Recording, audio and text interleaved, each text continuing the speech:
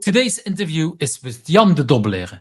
We talked about being comfortable with the uncomfortable, not knowing how deep the rabbit hole is, learning from questions, or why feedback is not a vanity metric. I'm Yves Hanul from Who's Agile. My pronouns are he and him. Welcome to my channel.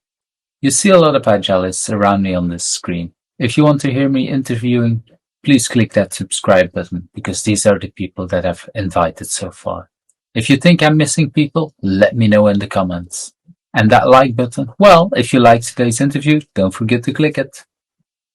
Hello and hello everyone. With me I have Jan De Dobbeleer. Actually, I don't know how to pronounce it in English. I've always pronounced it in Dutch. So welcome, Jan. Hey, Eve. And to show everyone a little bit, I want to show where we are, and I'm in Ghent.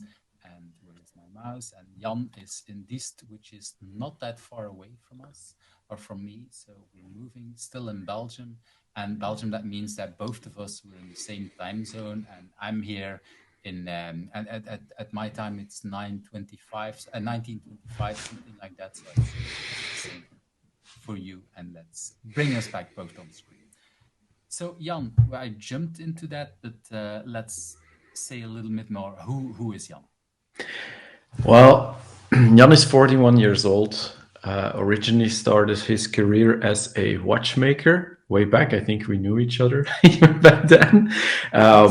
Transitioned into IT a little over 10 years ago. Started doing a lot of open source work because I thought back in the day that was how we created software. Little did I know that wasn't the case at all. Jumped headfirst into it, started creating mobile applications, which took off all the way to doing other interesting projects that grew a little bit out of control, to be honest.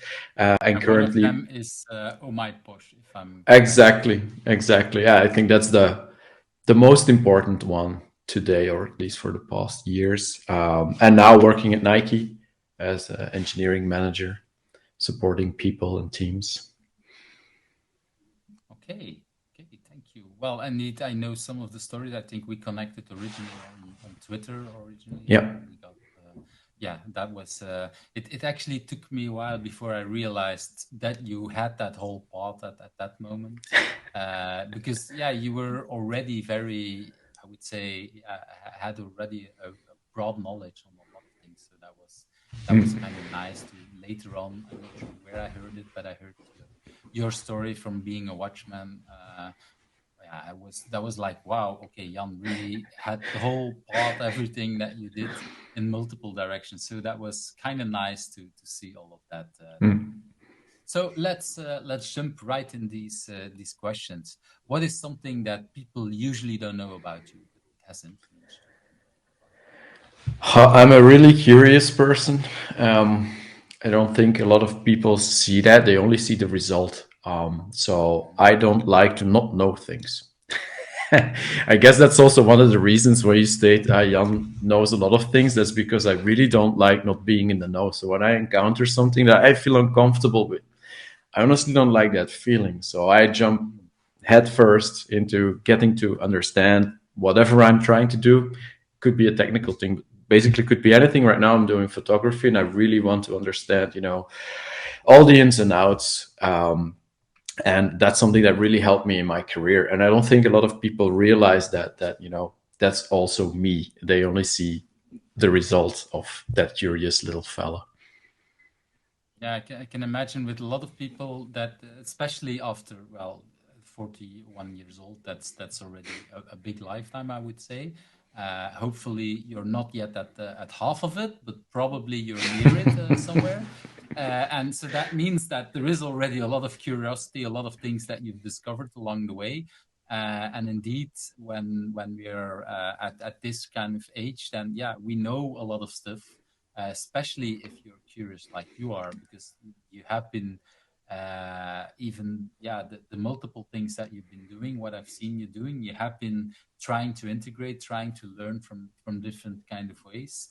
And indeed, usually we only see the results. We only see, okay, Jan knows this, Jan knows that, but we don't always know where that came from. Well, and I assume with True. most people that know something, it's about learning it at some point. And yeah, most of the time when we start with something new, like now your photography, when you start, okay, you basically start somehow as a newbie, as not knowing anything, even if that could have been 10, 20 years ago. But at some point you decide, okay, I'm going to jump in and try to learn more, but you're not the expert right from the start. Mm. By the time people know about it, yeah, they might be much more an expert. I think one of these things is being comfortable with the uncomfortable. I guess that's how you could state it, because I do encounter a lot of people who are definitely not comfortable with being uncomfortable and not knowing, right? So they block rather than, being curious and jumping in and say, okay, let's figure this out. I don't accept this feeling, I want to move beyond. And that's, So, do yeah. I hear that for you, for example, if somebody asks you about something that you don't know, that it's easier for you than for others to say, I don't know, let's figure it out together? Or Sure. Yeah. I don't think there's any shame in that either. I mean, it's perfectly fine to not know. I mean, especially, looking at what I've been building the past 6 years with all my Posh, how deep that rabbit hole goes, obviously you don't know. People think I know all of the things, but if you look at that whole ecosystem, it's just, in the end, it's just a tool that builds or prettifies your prompt, cross shell, cross platform, cross whatnot. But there's so many things you don't know when you start out doing that, right? You only want to create pretty colors. Show some context that feels that is appealing. That's what you start out with. You have no idea how deep the rabbit hole goes. So I do. Yeah. I want you to stress a little bit. You said very quickly, it's cross shell, so it's also cross platform. So this is working both on Windows and on Mac. I'm not sure, is Linux supported? Linux too, yes. In a way, as Mac is supported, I guess, as well. Yes. So that is already, and there's multiple on Mac. I know there's a few shells that are supported there. It's also about how to install it in multiple ways, and very quickly. Learning. I remember asking a question about something that you then said, oh, that's not it. But then like 2 days later, you send an email like, okay, now it's implemented. It's like you jump right into that. And some of these things like, okay, if you like it, if there's something, and even if you didn't know, well, you just try it out and see if you can make it. That's a bit of a blessing and a curse, to be honest. I know someone asks a question and you're like, oh, that's a good idea, or that's not. I didn't realize that. So let me see if I can fix that for you. There's a huge sense of ownership when, and I guess that's a personal thing, right? Not everybody does that within the open source world, but I care. I think Tom Kerkhove, also a very interesting open source developer, also used to be GitHub Star and works for Microsoft. I told him I keep my issue count on GitHub below 10. At all times. He called me crazy. And I understand how long you can keep holding it, because like you say, you've been doing this for 6 years. It's became a lot more popular, and multiple things that there's multiple things that happened that gave you a boost in having a lot more. It has the advantage that there are people helping out in a sense, for having new crazy ideas for and integrate the shell with this, with that, so people can in the shell you can see the status from your Git if it's a Git repository. You can also add music, information about Spotify playing, and all kind of things. So I assume people help out, but in the end, you're creating the shell, and so you have probably most feeling of responsibility for that. True. There's always some people jumping in and actively helping. Now, not anymore, but in the past few years, has always been one very active person that could also pick up some issues and, work with you. And it's a weird sensation, to be honest, because all of a sudden you have the impression that there's someone else who also loves what you've built and wants to be a part of it. Never really to the point of active contributor. Because it only takes, usually it's around 2-3 months and then they drop off because of personal reasons. It's not necessarily because they didn't like it anymore, but life happens to a lot of people. And it is time consuming. It is impactful. There's a lot you can Creating learn, such an actually. open source community is not easy. It's yeah, I heard some people that said at some point that yeah, you have then spent a lot of time on creating that community, but then you cannot contribute anymore yourself. It grows everything else, but you cannot do the coding. And I know that you still like to jump into the code and doing all Yes. that stuff. You said that multiple times. So of course I can imagine that if you have to choose between creating that community and doing that code, well, for you, from what I understand, that part of the coding is one way for you to keep active as an understanding coding, which is helpful for your official job, whatever that is at that Exactly. time. Yeah, because I don't code at work, or at least Not so shouldn't. much. Should Exactly. shouldn't. I still help people out, and that's when we start coding and looking at how to grow them in with those skills. But I'm not doing that day to day. And then obviously it makes a lot of sense to stay connected to that world, having that opportunity because of this, and learning so much from so many people. Because even a question could be the start of new knowledge for me, because I never looked at things that way. So that makes it really, really interesting, and you get challenged every day, because you said it yourself. It grows, actually grows out of control or out of hand. So all of a sudden you notice that, hey, what I used to do to be able to support this in a way that works for me, also look at my personal life, it doesn't scale anymore. So you could say, okay, let's abandon it, or you find new ways to maybe automate some things, maybe make it easier, because I always question, like, what am I answering? What type of issues do people push to me? It's not always a feature request. I guess those are the smallest chunk, right? The biggest part is, hey, I have a problem. Hey, I didn't understand X. Hey, can you help me out with Y? So a lot of the work that I did was, around documentation and trying to understand, what do people need in terms of information that is natural to me but not intuitive to them. And I guess Eve, I learned a ton from you and your questions too, right? So people look at things with a different background, different perspective. So that really helped, and it made me understand at least, you shouldn't be pointing at them. You should point at yourself and figure out, okay, how could I have avoided this question here? How could I have maybe helped this user? And in every feature that you implement, think a bit broader and say, maybe this can be used in a different way, serve multiple purposes. So you alleviate some of that pressure on yourself, as a person. And around Yeah, building I really community, liked sorry. what you did around documentation and some of that stuff, because I'm one of these users that because in the beginning, like, there was not so much information about upgrading and everything. So at my personal Mac, that was like a very old version, and yeah, I after so many years, I don't know anymore how did I install it. And so having more information about, okay, now I can see how things were installed, or having some more and finding documentation helped me, because yeah, I'm interested in a lot of that stuff, but at the same time, I don't know anything about shells, and I don't know enough about some of that installation and things like that. And so yeah, I've noticed that you spend a lot of time on documentation and helping out and creating features that made it easier for me to see, okay, that's the version, and now I don't have to ask you anymore. So Maybe the thing is, I'm the expert in the shell and terminal part. You're the expert in something else, right? The only thing you want from a user point of view is, I want to have the same pretty prompt in my shell, period. That's it.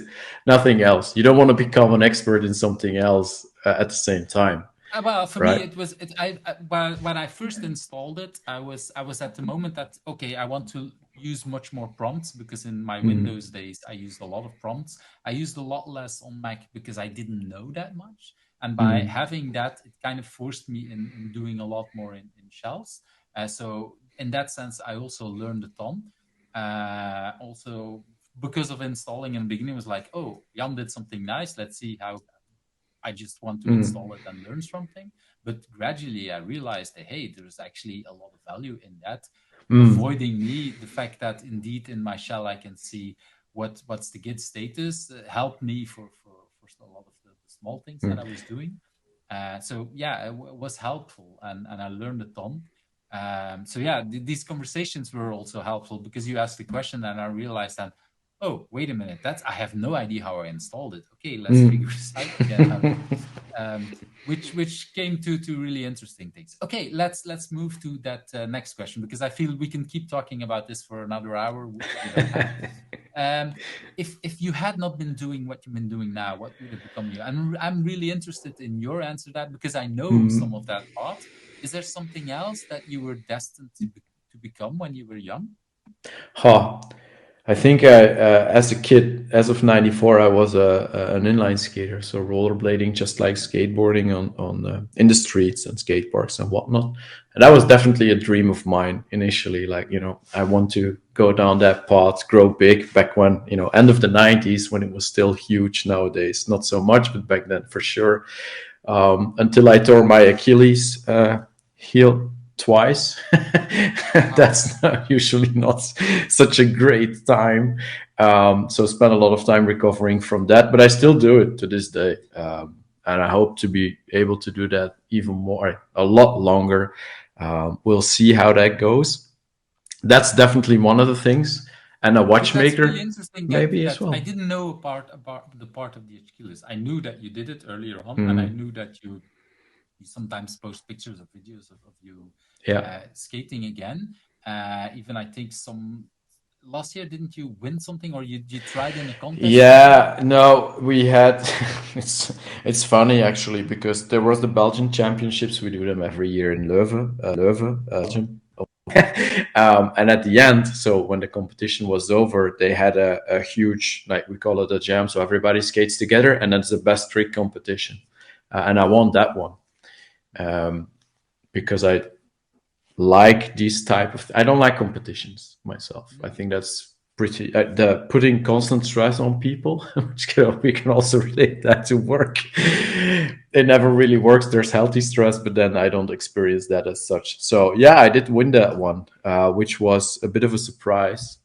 Because you didn't practice or anything, you just not went at all there and then at the end said, okay, let's jump in and do something. Let's just have a session with friends. That's how I jumped in, and then I was having a lot of fun, and all of a sudden they said, okay, you did a really good job. And I felt proud. And it's like, yes, I can still do this. I can still beat some kids. I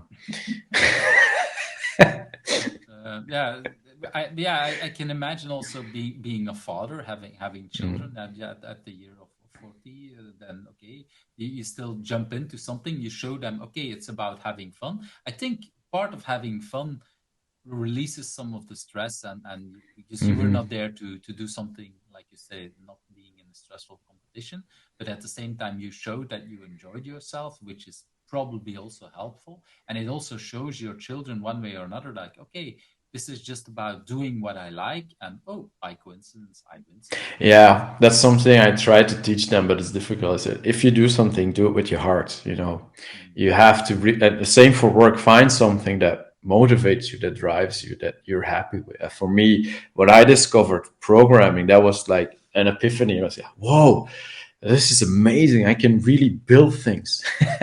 And I have the same feeling there as what I do when I go, out for sport. So I wish everybody had that. I know for sure that's not true. I feel very fortunate that I found that even in a later stage in my life. Not saying I didn't like watchmaking. I loved it. To be honest, it's a bit identical to programming in a way, at least debugging. Identical in what way? Because you have to have the attention for the details, or how should I see it? No, I always compared it to debugging because what I noticed early on in my career as a software developer is that you can fix a bug by introducing a new bug, right? And in watchmaking, you actually have the same. You can either fix a watch or you can make it even worse, and it appears to be working as a whole, while all of a sudden you have two issues. That never stays that way. And same in software engineering, right? Those two bugs at one point in time, they will both come back to haunt you. Rather than, it doesn't stay that way. That status quo changes all of a sudden. And in watchmaking, it's the same. Because we're talking about mechanical watches. Huh? Yes, exactly. And so I can't even imagine that you can have a bug that is hiding another bug, because I totally don't know anything about watches, of interesting. We can go really deep in this if you want to. I don't know if we have the time, but I could really. I doubt we have, but it's interesting because this is the kind of thing where I said earlier on that I like to that we talk about completely different things. Yeah, debugging after I like you say when you start out developing, I didn't realize that you can fix a bug and create another bug, which actually makes things worse. But now you learn me that actually in the physical world or the mechanical world, you already had this kind of thing. So that's really interesting. I guess everybody who has a car and experienced continuous problems with their car, 9 out of 10, that was because they didn't fix the original problem, right? It's every mechanical aspect. You can have multiple ways of solving something. You could patch it. You didn't really fix it, right? And in software, it's the same. In terms of mindset, how you approach things, how you look at things, it's 100% identical. And I'm happy that I got really good mentors in watchmaking because I could apply that same mindset into software engineering. I think that's also part of why I look at things the way I do, and it also contributed to my success in that space because you have this a certain mindset that helps you.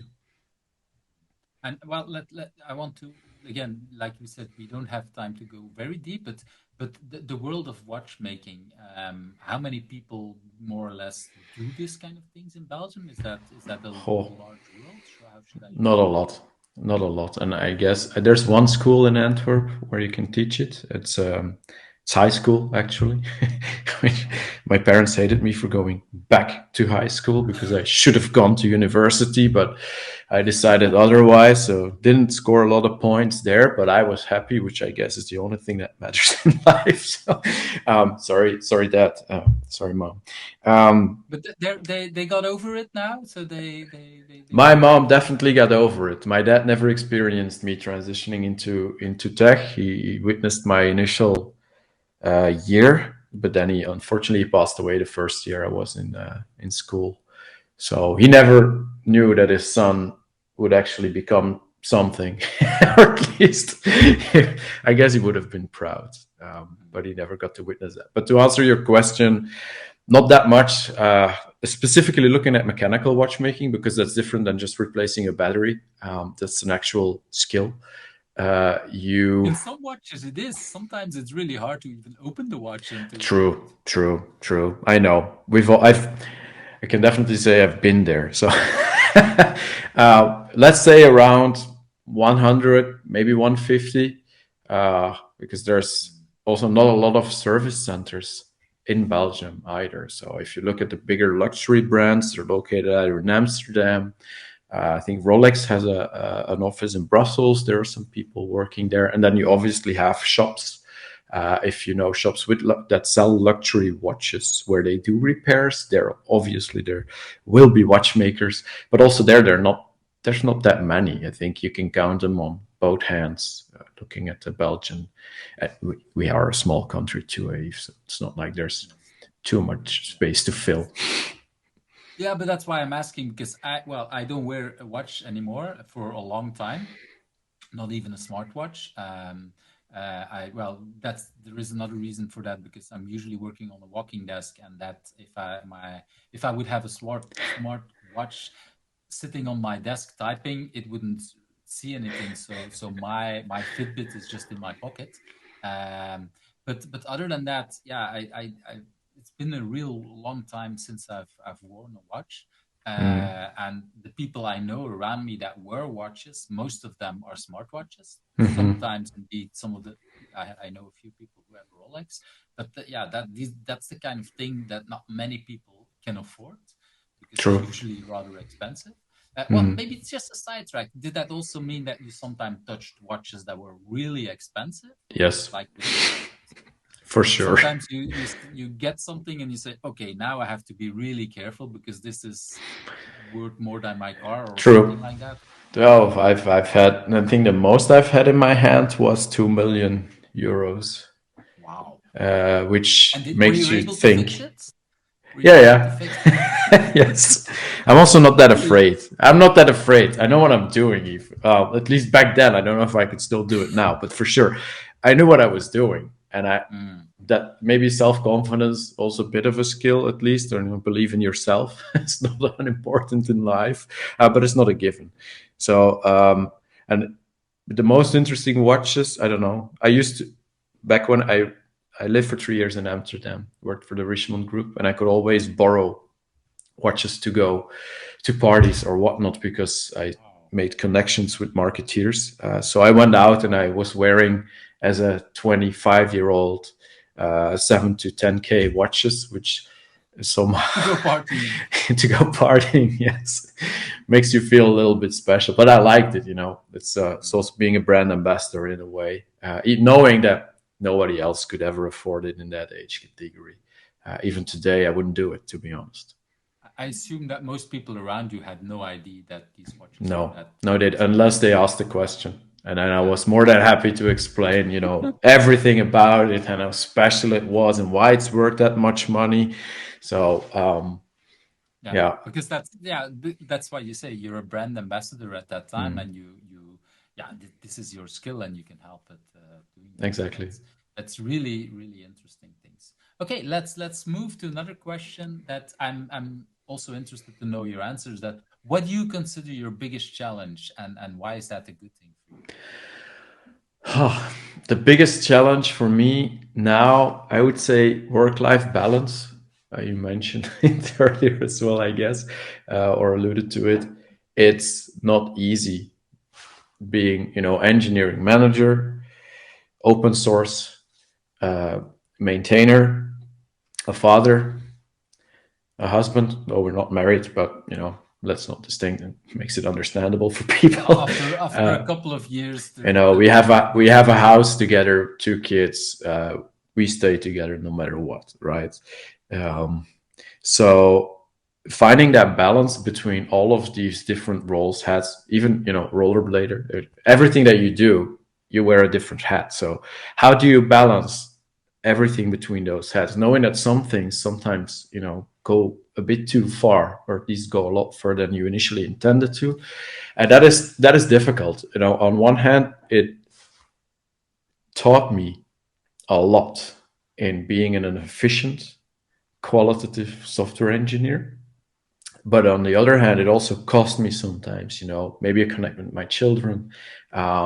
So I became a lot more conscious about, how am I doing things? Am I constantly, for example, picking up my laptop in the evening, looking at my phone all the time? That's still a bit of a challenge today. So, but I'm gradually becoming a lot more conscious about that, because that's not something I want to teach my kids. They also should be aware of, okay, where do I put my effort in? When do I know when to say stop, in all conditions, which is really important. And I think But you're also not afraid to say, because, for example, this talk, we started out half an hour later than we originally did, because you just reached out to me and said, well, sorry, I was busy with my kids, and this is now more important than our talk, and we can yes, postpone it a little bit.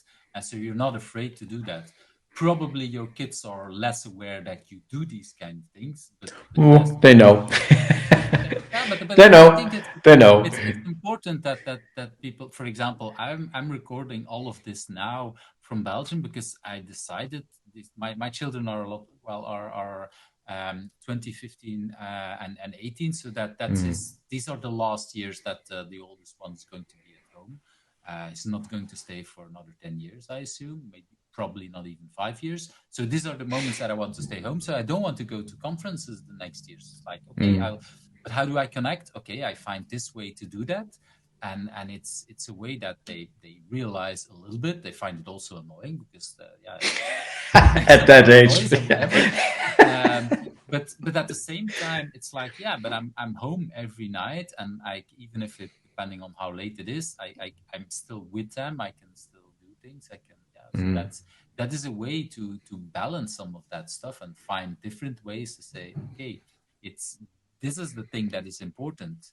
And so that's what I hear also in some of our conversations that I've seen, that you say, well, we'll do this, let's find ways on how to combine some of that stuff.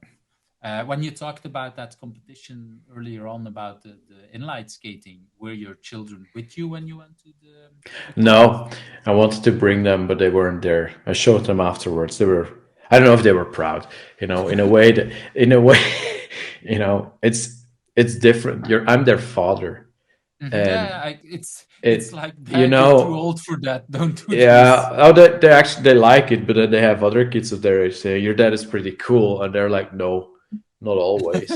And they're right. I mean, you got to be a father as well, which means you It's can't not always be cool the cool for person, children to right? find their father cool. I mean, No, it's pretty annoying, I guess, for them sometimes, and I accept that, right? So that's yeah, yeah, but part of, well, I always say that part of my role is helping my daughter win the eye rolling contest, because I want for whatever sometimes I'm asking, it's like, Dad, it's, yeah, that is part of it.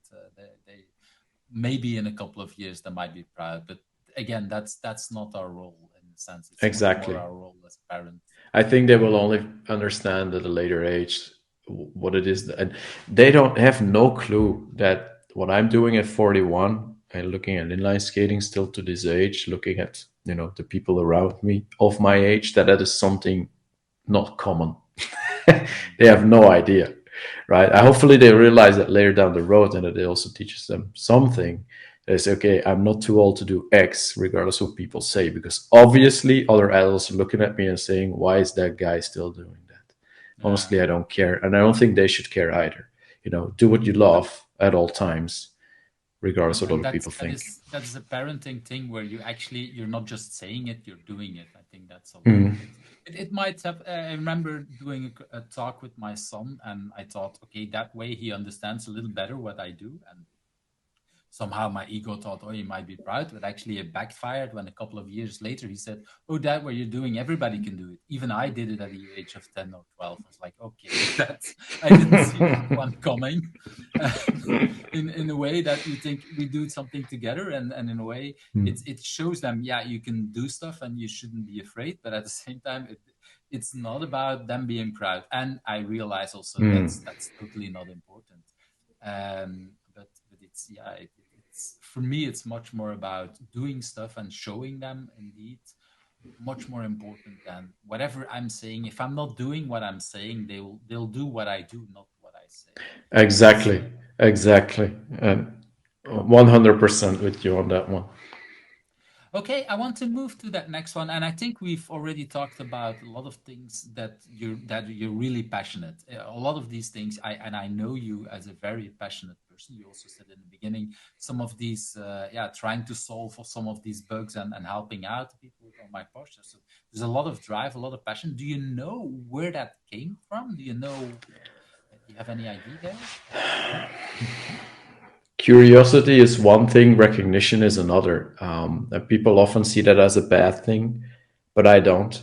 Um, I really, maybe I can explain it with an example. When now my Porsche started, I did it for myself. I just want to create something for me, Mm-hmm. and then obviously I grow. Same happened to the initial mobile app that I made, but then all of a sudden you see people enjoying what you do. So you get some kind of recognition. That interaction gives me a lot of energy, and then I want to do even better, and I want to start surprising people. So you put in a lot of effort. You get very passionate about what you do. So being able to grow that and getting that back, that feedback back from people, say I really like what you do there. That's something that really drives me. And I guess as long as we have that, I will continue building on and working with everything that I do. At work is the same. If people tell me, "Hey, I really like what you did there, and this is moving in the right direction," whatnot, then I get very motivated. If they don't do that or I don't see any results, I get demotivated. So that for me is, I think, the primary driver. And I've said that before to people. I said the fact that I have a repository in GitHub and you get stars and it grows to a certain amount. For me, that's also a driver. Other people call that a vanity metric. I don't agree. It's a sort of some form of motivation, some form of metrics that shows adoption and that show that people care enough to actually press the damn button. right? So you should be proud of that every time a person presses that button, because that's because of the work that you did. So have some pride in that. If that motivates you, own it. Yeah, it's very un-Belgian to be proud of the things that we do, and to be. And I've noticed. I think I have. I can be proud of some of the things I do, but I've For sure. noticed a couple of years ago that I don't know what, I had already written a few books and I published a few books, and then my daughter published a book, and I noticed that I made way more publicity for her book than for my own book, and it really brought me back, like, how come that I don't dare to make that much publicity for some of that stuff? Because it was so easy. I was like, I was telling her, yeah, you can be proud, and this is really cool that you do that, all that stuff. And then I realized that, wait a minute, I have some other things that I've been doing that people know about it, and it's not like I'm not talking about it, but I talk a lot less about it. And that was really interesting for me as a parent, but as a person also, to realize, look, I thought I was daring to make publicity for some of the things I was proud, but there is a different level. Of course, as a parent, you're always a level higher and more proud. But yeah, it was interesting that, because, for example, you have behind you, you have the logo of GitHub for some of Here, these things, I think. Yeah, there. exactly there. Because of the recognition that you got from it. I mean, True. you're proud of it, and that's like you say, you should be proud of that. And it's interesting that you say about the stars, because it's a little bit different than a like on Twitter or Facebook or whatever. Because indeed, GitHub, it's just really like, okay, you have your code, and not many people I've know that I haven't liked all of the GitHub repositories where I know people from. True. It's something that you really, if it, when I do, it really means it sends Yes. kind of message to people like, hey, I want you to continue doing it. And yeah, I remember at some point when my first book, Who's Agile, when I had it, it was free at some point, that people were talking to me, you should dare to ask money because you spend money on it. And then somebody paid $100 for it, and was like, what? This is a free book. Why do you pay $100? And I chased down, I tried to figure out, and in the end, I found the person that paid it, and he said, Yves, I love this idea so much. I really want to send you the message that this is worth any money. Dare to ask money for it. It's not that this is a filthy rich person, but it was like, this is the kind of message I want to send. Be proud of some of these things. And if you do have some whatever energy and things like that, so you should dare to share and stuff like that. So that's I understand 100%. I get that. I have the same. When you help out a person, files an issue on GitHub, you look at it, you help that person, all of a sudden you get a notification for a $10 one-time sponsorship, and you're like, whoa, no, you didn't need to do that. I wanted to do this. It's good. So those first times, I guess you act surprised because you never really expected that. And I also, to this day, never assume or expect that from people, because it's a free tool, it's open source, whatever the learnings are not, or elsewhere, it's about the knowledge, it's not about the money, because I'll forever be poor. This is a terrible startup. If I were to do the calculation, it's pocket money. But it's pocket money, but it's a kind of motivation. I can imagine that if you get that and you were just in the middle of debugging something, or you're not sure, will I continue? I can imagine you say, okay, let's figure this out, and let's see if I can still solve another thing today or whatever. I definitely, these are the kind of things that I say, okay. And again, it's not about the money of getting rich, like you say. It's really about that extra push that people say, hey, I value what you're doing. And sometimes it's just with pressing that star, sometimes with extra money. And it kind of brings me to that next question, that what do you consider your biggest achievement? And I recently added so far, because you're only 41, so there's definitely is going to be some other stuff in the next years, but so far, what are you most proud of? Good question. That's a difficult one too. But I guess for a lot of people. It's a challenging question because there's so much that you do, and then you ask yourself, okay, but is that an achievement, or is that, it's just a continuation of some sort? It could What be that your biggest achievement is doing, I don't know, 10 years in small stuff. That I recently had someone that said something similar, like I it's not a think big achievement, but there's a I lot of think I small know, achievements. Eve. I think I know. Let me grab something for you, and I can show it to you. And for me, this one was the MVP, Microsoft culmination of a Most lot of Valuable. most valuable professional. For me, that was an achievement. I think the You first one didn't was see in that one 21. coming, if I remember when that happened, right? No, not at all. Because I've been trying, or I have been trying to become an MVP ever since the early Windows Phone days. Because a lot of the people that I was working with at the time were all Microsoft MVPs in Belgium. Huge community, brilliant people. Also a huge motivational factor for me because it's a form of recognition. So you're like, how do I become like these people? How, they are my idols. I want to be exactly like them. What do I need to do to be there? And that took me really, really long, to be honest. And I actually gave up on it. At one point in time, I was like, look, I moved beyond the Microsoft ecosystem. I was no longer doing that full time, or I think at all at the time. And the only touch point that I had was on my Porsche. And in, I think, early 2020, no, late 2020, when I started this specific version, Microsoft was busy building Windows Terminal too. So they wanted to elevate the developer experience on Windows. And on my Porsche played a pivotal role there together with Windows Terminal, because obviously on one hand, you want to have a modern terminal.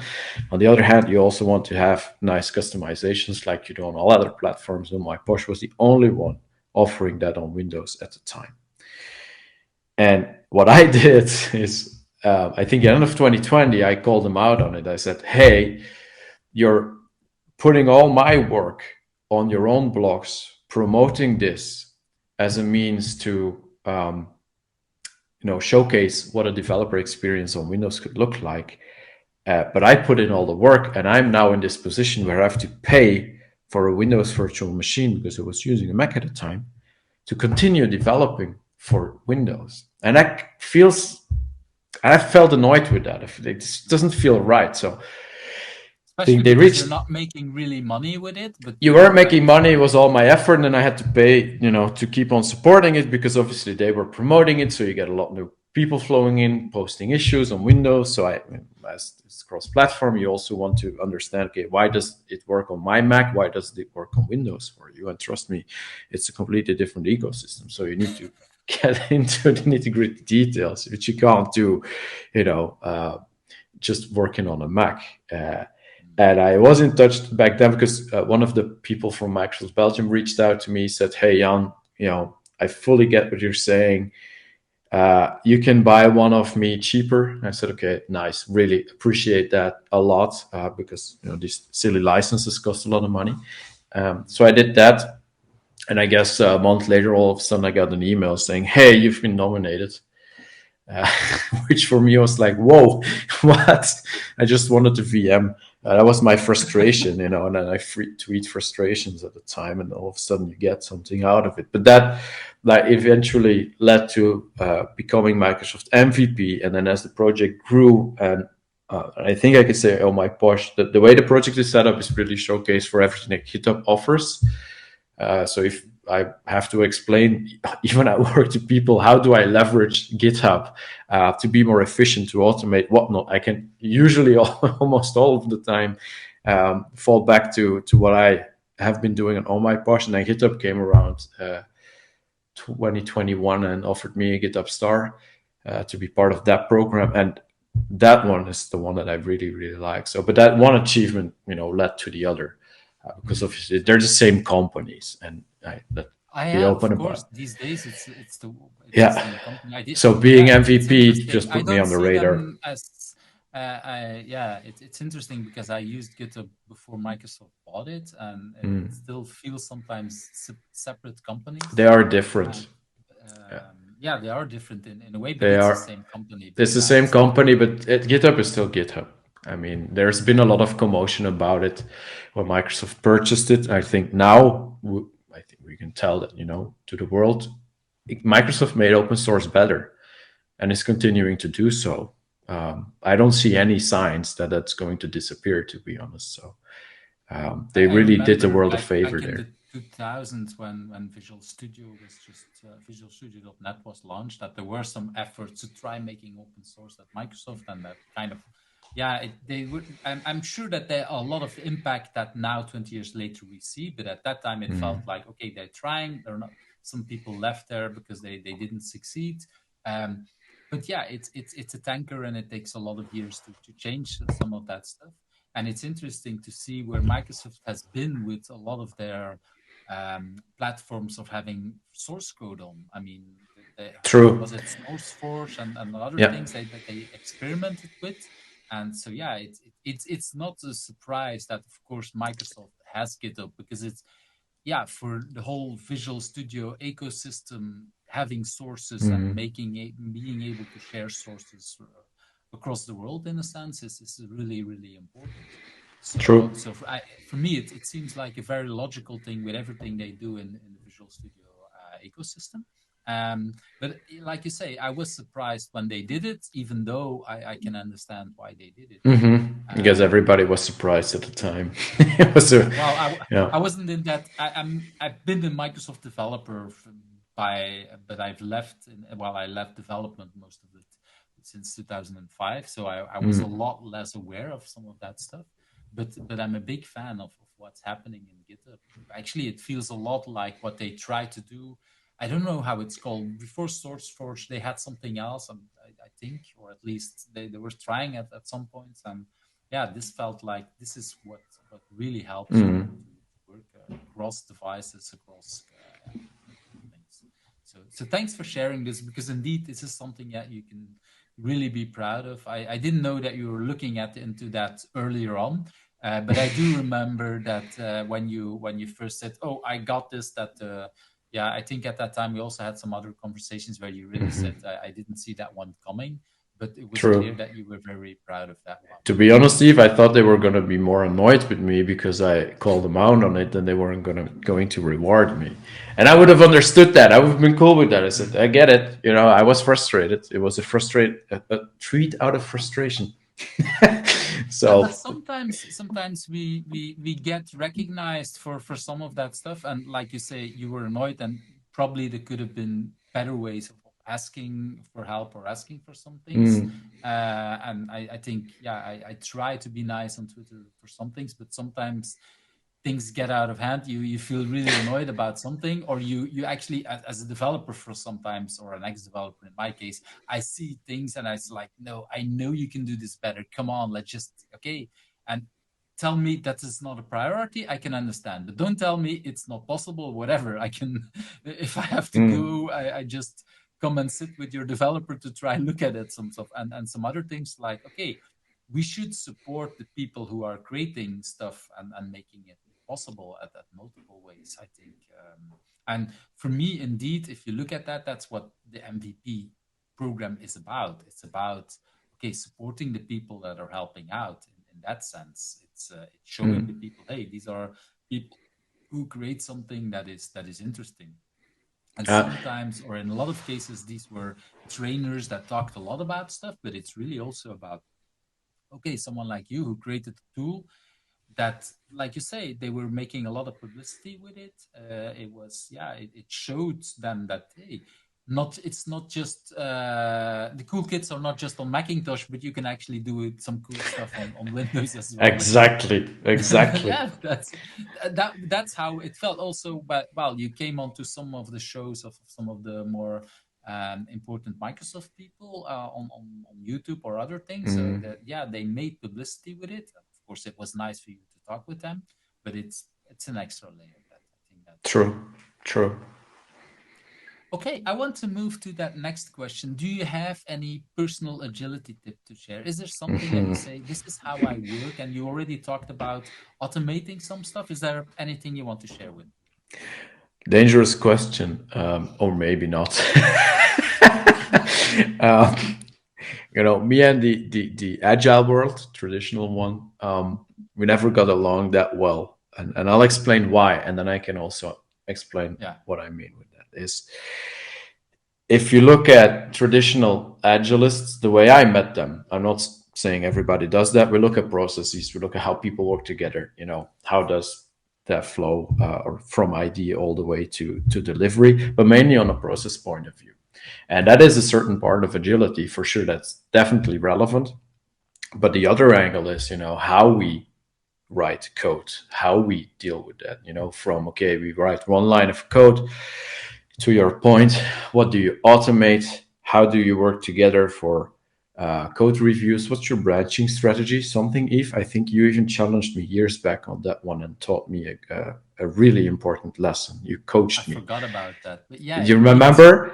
It was a conversation in DM on Twitter, and to be honest, I never told you, but that was a pivotal moment in my career because of that realization. I was like, wait a minute. And I keep thinking about that conversation that we had back then a lot, because that mindset, constantly challenging what and how you do things is really, really important. And not just accepting or saying, this is how people do it, so I will do it the same way. Maybe that's true, maybe that's not, right? Figure it out for yourself. Look at how you can optimize. So the advice that I have is, don't just look at processes, don't just look at how we collaborate, how we talk to each other, etc. All relevant, but also look at the other end. We are still, specifically if you work with code, it's a very technical challenge, and you can lose a lot of efficiency when you don't know how to deal with that. If your branching strategy doesn't support how you work, or is not based one-to-one to your reality, you could lose a lot of time, have a lot of handovers there, do a lot of things manually, etc., that you actually should not be doing. And we always, in a company, I feel like people always think they have the luxury of having time, but they don't. And in open source, you don't have time, right? That's the difference.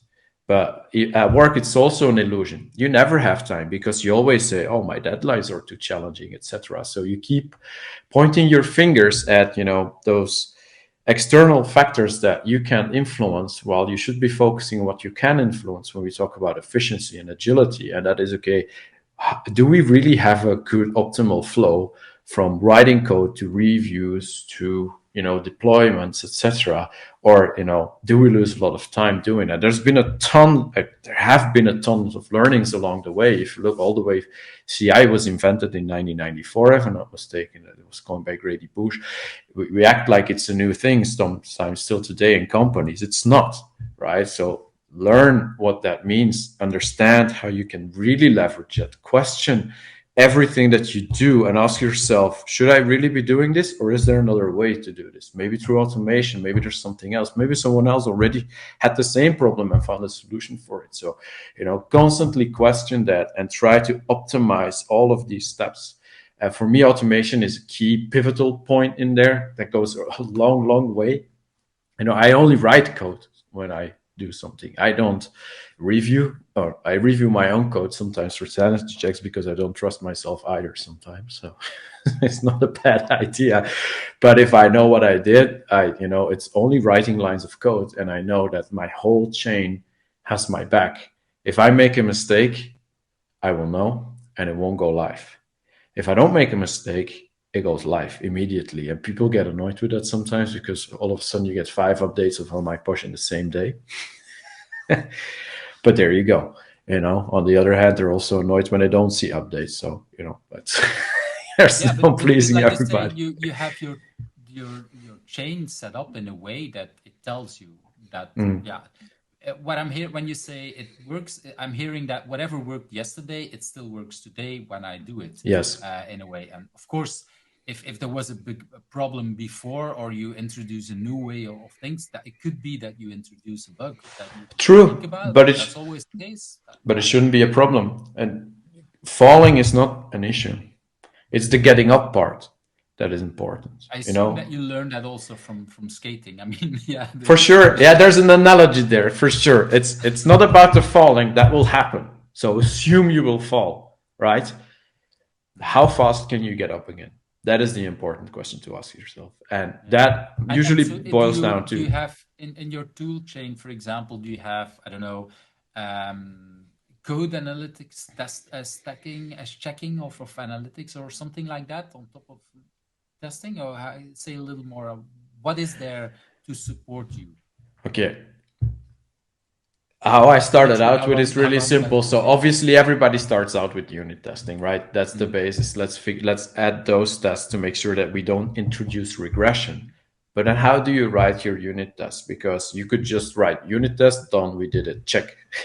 Check in the mhm, box, it's done. But if you look at how and this is all based on learnings, nowadays I write unit tests that also support me whenever a bug pops up in production. So mm. logging is also tailored to how the tests are written. If your log output can act as input for your unit tests, you will be able to, recover really fast because you can just add one silly test case that has the input that you were looking for that results into a bug. So if you look at TDD, the whole point of that is to come to an architecture with testing that allows you to benefit from that easily reproduce scenarios, right? It's not in my opinion, maybe experience, it's not about write your test first. It's about what is the result of doing that. It's thinking about different cases, whatnot, having a setup that facilitates that, having an application architecture that also facilitates that. But you should follow the whole path, go Mm. all the way until, okay, there is a bug in production. If I look at my logs, am I able to just extract what I need, add that as an input for my test and reproduce it or not? Because if you can't, then it's still crap, to be honest, Mm. right? It won't help you. So that's one thing. And then And I obviously can imagine linting. that, especially as a single developer, which you are for most of the Mm, time for my boss or the main developer, let's put it like that, you really need that kind of help because, of course, mm, otherwise, yeah. So you're just looking at on ways on what can I do, what can I help to again. If something is wrong, I look at that log file and basically I pump it into some tests and then I fix that test and oh, it mm. goes live because now I know it's fixed.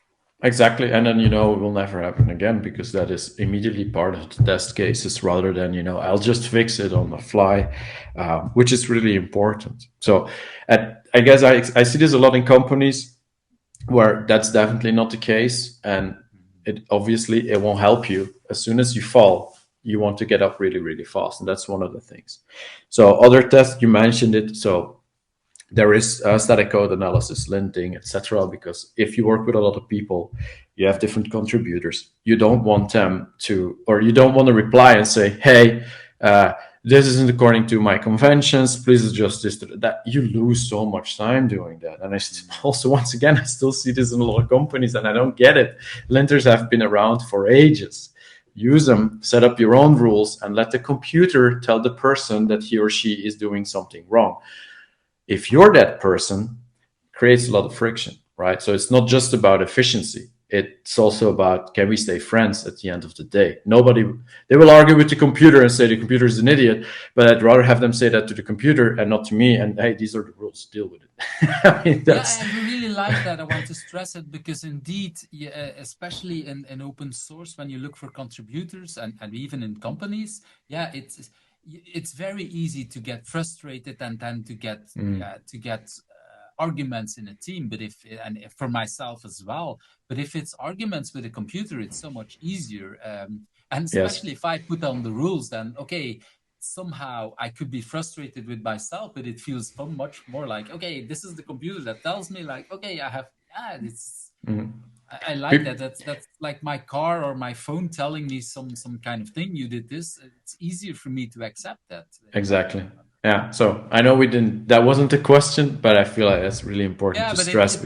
that's the kind of thing I was looking for. How Mm, did you want to look for that kind of support? And I want to go a little bit back what you said about how you interacted with agile people. And it looks to me, or at least I see in Belgium, and I know international that there's a mm, lot of agilists and people promoting agile that don't have an developer background. And I'm not saying that all agilists should have a developer mm, background, but sometimes they don't understand what development means and then you get into that kind of thing. And for me, if we're working at larger companies like Nike, and I'm working in a bank right now, yeah, some of the people who are there, well, at least in your agile team, if there's something like that, people, we should have enough people that understand what's the things are behind it and what does it make. And it's not about, okay, just making the most efficient. No, it's okay, let's look at how does it really help and what parts of our process are helping us. And some things that might have worked 10 years ago, but like you say, maybe we have other tools, or maybe they don't lose a linter because they never heard about it. I've been in the situation in the early 2000s where people didn't use a source control system, and people were telling me I was not allowed to use a source control system. I'm not going to say the company because it's really annoying, but I was not allowed to use a source control system. I was like, what? How do you do? So basically, I wrote some batch files that copied every 5 minutes or whatever, a copy somewhere to a new directory, a folder, just to keep copies, because that's for me, is like, it's insane. I need to go back to older versions of my software. And these days, like you say, unit tests, we would do it everywhere. But when back in the early 2000s, that was really new for a lot of people. And we should use computers to tell us, hey, you're doing something wrong. That's the only way. And for me, IT is one of the few places where we can actually use the thing that we're building to create new, better versions. Yes.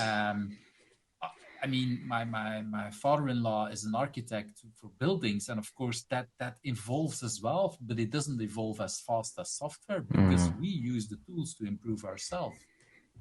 True. And I think that's a lot what you did with Oh My Posh as well. You were like, okay, I want to have a nicer prompt, like you said, for myself, and you improved your world, and then you realized, oh, other people might be interested in it as well. So that's how it grows. But thank you for sharing that whole story about everything, because I think it's indeed important to realize for a lot of people, like, use as tools and look for. And this is why I asked about what are kind of tools that you're using, because as a main developer for a small or very small community, like you say, not many people helping out, you need to look for ways to make your work better. And in that sense, I want to move to that next question about remote working, because in a way, open source, what you're doing, the people you're working with, by definition, it's remote, because you don't have your people that are helping out sitting at your desk. But I don't know, did you, before COVID, for work, did you work remote, or is it just No. the open source? No, never did that. And COVID kind of put us all on the spot there. But for my part, it's always been the case. And you do learn a lot in that environment that you could apply at work, even if you're not really working remote. It's also about how efficiently do you onboard people, for example. Where do they go and find information?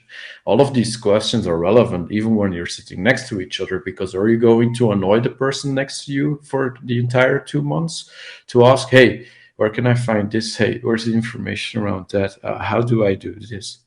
So you get these questions in open source as well all of the time.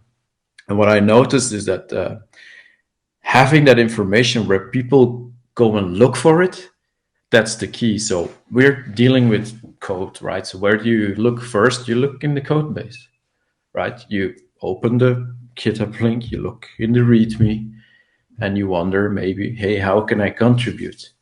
GitHub as a contributing guide, or at least standard, where they say, okay, contributing.md, that's where you can find it. So there we have, obviously, code of conduct links as well, but also, I want to get started. I have no background in this language, maybe in this code base even. And usually what most people do, or inexperienced people do with the code base, and that's not me judging that, it's just they haven't been there before, is they have a use case for an additional segment, so showing some specific context, my Posh that they didn't find before. That's like, I think 9 out of 10, that's the use case. So the whole documentation is based around that, with a small code example as well. Hey, I want to add my own custom segment. How do I do this? Where do I find the right parts in the code to hook this up so it works? What do you expect from me in terms of documentation? what type of checks do we have when you submit a pull request? What are our code conventions? What are our commit conventions? So all of these things are all added, and you get them as links as well. So you contribute a pull or you do a pull request, you get that information once again automatically. So you can see. You don't have to send it out because I don't send it out. Yeah, it's all automated. So GitHub offers that out of the box. I just leverage it. So you create a pull request, you will see that form there with relevant links, whatnot. People also contribute if it's not clear to them, because I wrote it initially. It might be crystal clear for me, obviously not for you. So it's also a constantly evolving thing. Like, hell, I assumed knowledge there. Or let me make it explicit rather than implicit. So it's also something that should continue to evolve. But it starts from, okay, do we know where people go to look for information? And then make sure that, it starts there and it takes them along that journey so they can find all of the relevant information. And same goes for the documentation. And that's also constantly evolving based on feedback and assumptions that I or someone else made to make sure that it is as accessible and as self-serving as possible. And that's the key. That's why this works. And I've been applying that at work too. I honestly don't care that you have a Confluence. It's a terrible tool. Nobody finds information. It's actually where information goes to die. But yes. people look at the truth. Where's the truth for a software engineer? In the code. I don't care about your diagrams. They could be outdated. Show me how it works. So in the teams that I've been helping out with, we've made the agreement for a new code basis. Look, let's start clean. Let's start fresh. Everything that you do, you always start from code. You add a link to the documentation from code. And obviously, you can still have a good structure on Confluence or anywhere else. Don't say one rules out the other. But it's a lot easier and usually a lot more intuitive for people to just look at the code, also understand, why was this built that way? Here's a link to a diagram that shows the flow. Maybe you see, oh, this isn't correct anymore. Let me adjust that real quick. So you keep it up to date, a lot easier than, just 2 years later when new people join, they found out that, oh, all this information is irrelevant anymore. I have to start debugging this application for 2 months to understand how it works. That's not what you want, right? So remote, but specifically in the context of software engineering, that is a really good way. That's something I learned, like, hey, we can apply these practices that we have in open source. How do you make a project accessible? How do you support contributions rather than scare them? By doing these things. Where the agile world can learn a lot from the open source world, because indeed, remote by definition, or open source by definition is remote and is about it's a lot harder, and you can either communicate a lot and send a lot of emails or DMs or whatever, but if you apply or give the documentation that people can find some of that stuff, it's and this is where as an agilist, I've always said that agile is not about no documentation. It's about the right amount of documentation. Yes. And it's indeed about documentation that is up to date. I much rather like that people remove pages that are no longer relevant. Of course, I prefer that they update it to make sure that it's up to date.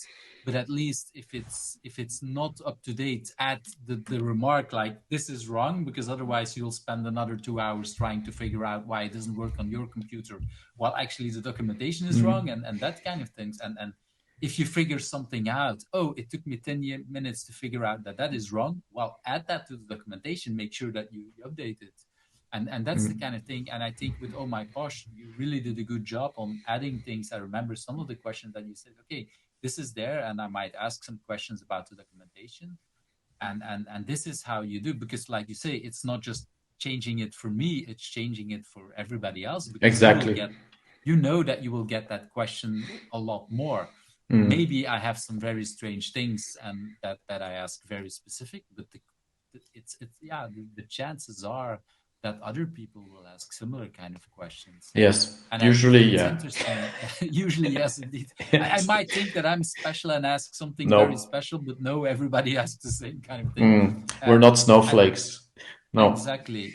We always want to be. Well, in some cases we want to be, but we, I think in software, I think this is very clear that a lot of the users, a lot of the requests are actually a lot similar. and at least, yeah, if you think it's valuable and you get more things, then you should support it. I might be a snowflake and I might ask some things that you say nobody's interested in that. I'm not supporting it. That's also fine. But at Could least be. Yeah, that it's an happens. interesting thing about adding that documentation, making sure that basically, because it's not just about software documentation, it's about making sure that the system supports itself in all kinds of Yes. ways. If it's for other developers, if it's for users, whatever, because a user needs a different kind of documentation than a developer, like you say. True.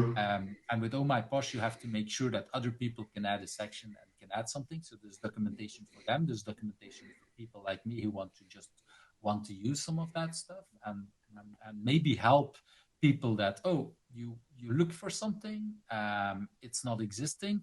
Well, this is maybe how you can add it, because indeed a lot of the people that are using Oh My Posh are developers, because that's a lot of them. I think are common prompt people using shells might be the developers one way or another, but it's gradually helping both of these things.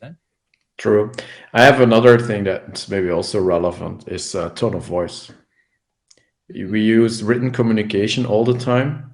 We underestimate the impact of what we say on other people because we are biased in who we are and our own mind at the time, and should be more conscious on how they could perceive those words. And I've noticed myself that I had a lot to learn in that space, because if you do things in between, your replies also can be really short, which means they can come across as rude too. While you didn't intend that, it's still the perception at the other end, and that's the only thing that matters.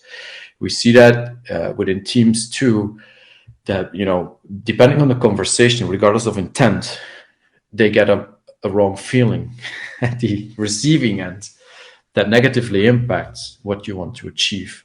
And remote only adds to the equation. We moved from talking to people in person to talking to people over Slack or Teams. And Siri is annoying me. Just a second. That was pretty loud. She found. No, it was in my ears, but I got. Okay. She blocked my thoughts there for a second. Interrupt. It's a really challenging thing, because you want to help people, you want to be efficient, but then sometimes that has annoying side effects because they perceive it differently.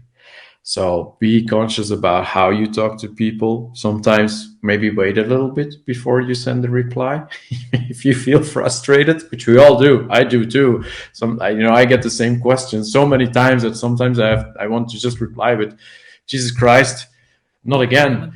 It's right there. You didn't read it. Yeah, but I did. No, you didn't. Yeah, I did. Yeah, you skimmed through it. But, you can't say that because you're just pushing people away. In the end, once again, it's not their fault. And sometimes it's there, but I noticed, I don't talk now about Oh My Posh, but I've been there, that I've read documentation that I thought I understood and I didn't understand. So maybe there is something in there that isn't clear, and I might, then it's a different kind of thing. And sometimes, like you say, it's True. language. Sometimes it's also, I've worked with people that for Spanish people or other things, that when they say something in a language, and even if we think we both speak English, they might interpret other stuff. True. And so I know the most speaking thing is about when I worked with someone in Spain that said, I don't listen you. And I've talked about in the show already, gave this example multiple times. What this person was meaning is, I can't hear you, because in Spanish, apparently, hearing and listening is just one word.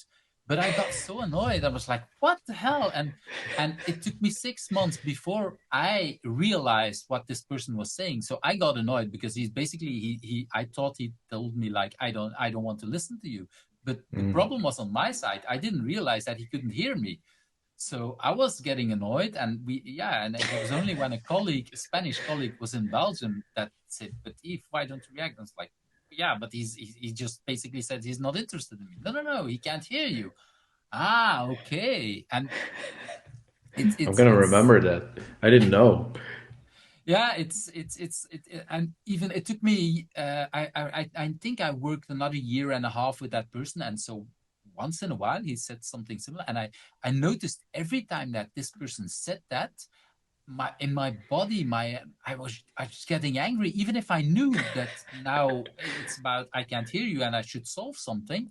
But my first initial reaction in my body is just like you say, you get something and you don't need to reply. But yeah, it's so Mm, automatically you hear something and you jump into whatever. If people tell me I don't mm, want to listen to you, it annoys me. it's true. But if you know it, what, it's okay to say sorry. It's okay. yeah. We all make Yes. mistakes. I do it too. Sometimes I reply really blunt to a person. I had it 2 weeks back. I literally told one person, "You really need to read the documentation because it's literally there." And he replies with, "I did read the documentation, and I really don't like how you talk to me right now." And he was right. Shouldn't he or she actually don't know? GitHub is not open about gender, so we don't care. But that was a valid call out. So I said, I'm sorry, man. Dealing with some own stuff right now, difficult situation at home, and it bleeds through. But that's okay. We're only human. Just say sorry, move on, make Yeah, friends. I like that you say also, but because indeed I've had situations where I came to work and the very first thing I said, well, sorry if I'm a Mm. bit strange today. I just had an argument with my partner before I left. I had some people on the road that tried to rob me off the road, and I really feel annoyed. So if I'm snabby, it's not about you, it's something else. And I've noticed that by just saying that it actually calmed me down, and I think I was much more normal. But if I would not have told people, they would have probably asked me more. Now they left me alone like half an hour or something, gave me the time to relax, and I Mm. didn't think about it until I got back into my car later that day when I drove home, and I was like, okay, I need to talk to my partner because okay, I wasn't really nice, and so that. But I didn't think about it. But if I would not have said it, I'm sure that things would have exploded Mm. at I work as think well. that's something that I would love to see change in the world. That it's okay to walk in the morning and say, "Hey, I actually feel like shit," Mm. and that you get support from people because they understand your context and situation, rather than always pretend that everything's fine, which we do way too often. And then we say, "Yeah, we have a burnout. Why? We didn't know. Why don't you know? Because you're not talking to people. Because you don't have that environment where people feel safe to say how they really feel. They expect to feel in a certain way, which forces them to feel even more like crap. It doesn't Yeah, help. I've noticed that, for example, when people ask how are you, and I would reply, actually, I don't know. It's not really good. It's not really bad. But just state. So I'm not even stating I have a bad day, but it's just like, yeah, it's not perfect. That I don't really know how to answer that question. It puts people off because like, what are you saying? And so Mm. yeah, that's reality, and it's really hard to state that. It's even harder to hear it for a lot of people. Like, yeah, but that's reality. We I cannot d- all be on high on all the time. no, but I did see a positive impact because of that, because I've been doing it for quite a while now, just saying how I really feel, and actually allows also other people to open up, because at that point in time, you're the vulnerable person. And sometimes they reply with, "I know what you mean. Mm. I'm going through the same. Okay, let's talk about it. And that really creates a different bonds and allows people to work together. And in open source as well, it's fine to say I feel like shit, and then people say I get it. It's okay. Sometimes you have completely different conversation in an issue on Is that GitHub. something that you feel that in during COVID times did that part of the help in that situation? Because all Mm. of us were at home in a way sometimes shitty because most of it we were locked in with our family and everybody was locked in, so that was kind of shitty for a lot of people. Did that help in talking about that for you? For me, it did, and I hope for a lot of people as well, because during COVID, I know I was going through a hard time, and I wasn't hiding it either. Two kids at home. They were 5 and 7 in the beginning. That was pretty rough. So I started talking about that to other people and the teams that I was working with, and to also understand their personal situation. Because you see a young person sitting home alone, and you're like, "Well, you don't have a hard time. You don't even have two kids annoying you every time." You They don't might know. have different times. They have different challenges. They feel completely isolated. They love to go to the gym. They needed that contact. Now they have no one anymore. They're completely isolated from the world. You're the only person they see. You still have two kids that you can talk to. Good times, bad times. They had nobody. So I guess that really this is my observation.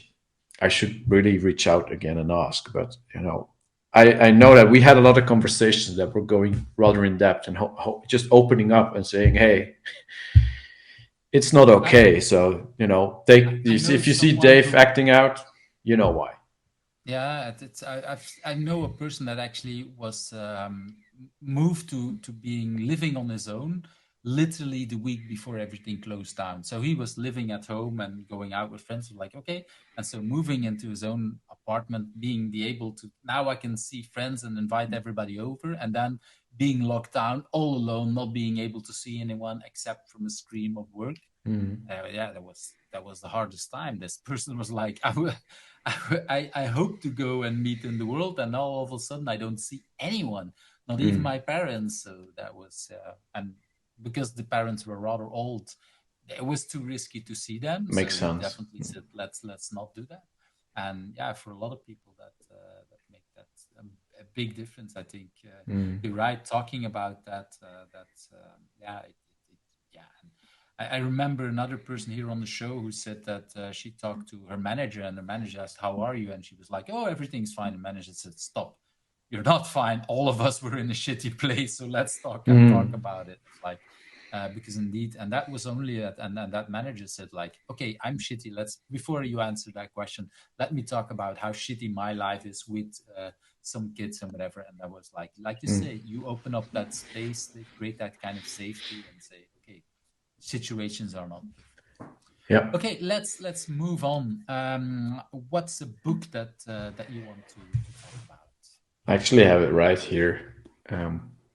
Sooner, safer, happier. Oh, That's you got the it one. right. That's the one. Exactly. And indeed, there's and the interesting thing is that it's called Sooner, Safer, Happier, but a lot of people talk about Better, Sooner.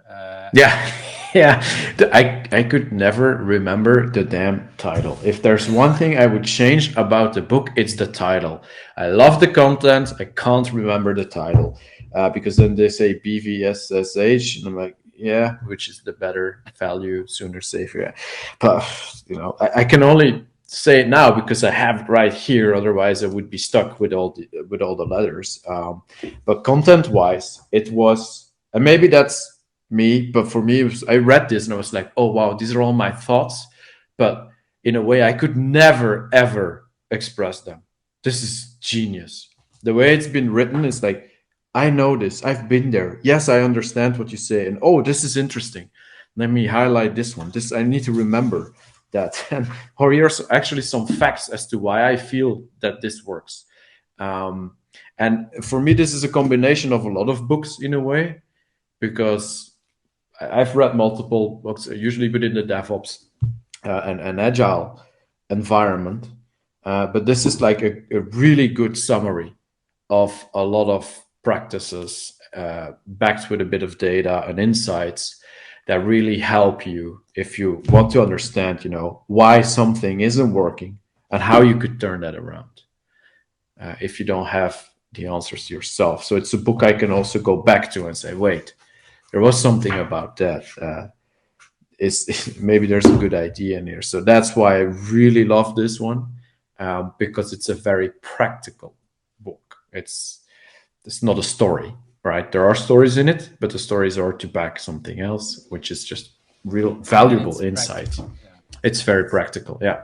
So if you're looking for something that transitions you from just being process agile to, what's on the other end, I guess this book is a really good start. You're not the first. I forgot who talked about it before, but you're not the first on the show that is promoting this book, because indeed a lot of people love this book, and it's really popular. I have to admit, I haven't read it, but it's sitting there somewhere there. Where is it? There. And yeah, but it's that's the disadvantage of having a show and releasing something every week. That takes a lot of time. I don't have If to not read I'm a not book. going to admit how long it took me to read the book, okay? I'm happy I read it, but reading isn't something I actually enjoy all the time. I get And bored really easily with books, but not bored this really one. easy because you want to do stuff. Is that how I see it? Or? Yeah, yes. I'm the. That's also why I could never go to university because I don't like reproducing stuff. I can, if I read something, I want to put it into practice. So if it's long-winded explanations, it's it's not my thing. Then I'm like, okay, this was interesting. Let me do this. Let me try this. You know, programming books are also. I read the first chapter and okay, I want to write some code. Jump right in, figure this out. Play with it. I need to feel things to understand them, and I need to do that. So if I just read it, I don't remember, to be honest. Well, thank you for explaining that because it kind of explains a little bit how I read agile or nonfiction book these days. Is that indeed I like to read. I well this year I read a lot less, but I like to read a lot of books. But for me, the best way to learn it is to actually give a workshop about it and to use it. And so and that's you just made me realize that I learned that by reading code books because that's indeed how I read code books. It's like, okay, I just read something and I try it out on my computer and then I read the next chapter and I try it out because yeah, I once did the stupid idea of reading the patterns book, the design patterns book on the Yeah, last day of my holiday on the beach, and I was like completely useless because of course you I couldn't didn't do have a it. computer with me and I didn't so like so I think I read just 2 chapters and then I gave up. I was like, no. Next time I read this, I want to be with the computer because otherwise it doesn't make any sense. I get that. Yeah, that I real yeah, for me I like that when you talk about books that you try out some of that stuff. It's really about because otherwise yeah, you think you understand but you actually don't understand and or you Yes. understand it in theory and then in practice it works completely different, and I like that, and that's Yeah, and why it's I also also very situational. That's specifically books like these, right? yeah, And exactly. it could apply to you, but it also couldn't. So figure that out yourself. Yeah, but that's the other thing. Yeah, people ask about, yeah, could you? We want to do agile by the book, and then I'm pointing to all these books behind me. What book? Because they're all different, and they're all like, yeah, it's what would work at Nike might not work at Spotify or at whatever other kind of company you want for multiple Exactly. kind of reasons, and that's okay. You need to adapt it to the situation to make it help. It's a Exactly. little bit what you said earlier on, like okay, you try to use the tools or make the tools that help you in that situation, and what worked at I don't know, Mobile Vikings or whatever you did earlier on, or yeah, it's completely different. And also there, what worked back in the day for Mobile Vikings probably won't work anymore today, right? Different company. Oh yeah, because It these companies evolved. have changed as well. Hopefully they Exactly. evolved I, yeah, exactly. Same goes for Spotify. If everybody says I want to adopt a Spotify model, you should hit them with the books and say, well, the Spotify model is about understanding where you are and adjusting time and time again. That's what it's about. Not saying, oh, we need to do things exactly as in the book. No, because they don't do that anymore either. No, and actually, it was what is really important to understand for people is this was created for their specific situation, Exactly. which is they knew that they would double or triple the number of people they had at that time. So now a lot of large companies look at that model, but do you want to double your development team in the next couple of years? Probably not. Most companies don't want to do that. So they created a lot of that because they knew that at the kind of company they were, they needed to have that exponential growth, and that's how they create it, and it's yeah, it was never intended as these kind of things, but yeah, we can, that's definitely something we can talk for ages about it. But let's Exactly. move to the other question. What question do you think I should also ask you, and what's the answer? Whew. Didn't see that one coming. I would say, what's next for you? The answer is I don't have the answer, to be honest. That's the question I've been asking myself. Because I feel like if you look at my career, I had realizations. I went all the way to CTO and then went back to being engineering manager, conscious decision. right? And I feel like, okay, I found my way there. I have no clue what's next, to be honest. And my Porsche grew. It grew all more than I could have ever imagined, and it keeps on growing. I could just continue building. I don't know. I feel like I'm at that once again a pivotal point in my career where I'm like, okay, do I just continue for a few years what I'm doing now? Finding that balance could be the answer. Maybe it's that. Or do I have something else that's, because I sometimes standing still is not my style. So I'm at that point where I feel like, hey, this is getting really comfortable in a way, right? I know what I'm doing. And I what can I support know it. from you, like you say, you're curious and you want to learn. If it's but when you the way you said it, it's feeling comfortable. It's like you don't feel comfortable being comfortable. That's how it sounds to me. Exactly. That's I. Yeah. Now we're back to where we started, but really great Yeah. point. Yeah, well done. Exactly. Yeah, and maybe that's what's next for me is learning that, because that's also fine. You know, when we talk Yeah. about career development, staying where you are and growing a little bit is also a perfectly acceptable I answer. think there is also the fact that, like you said, with your children, with the family Mm. life and everything that's happening, sometimes it's like, okay, it might be okay. For example, when I was building a house, usually I do a lot of training and I work a lot on myself, and then we build a house and was like, okay, I'm not going to follow any kind of training for that year.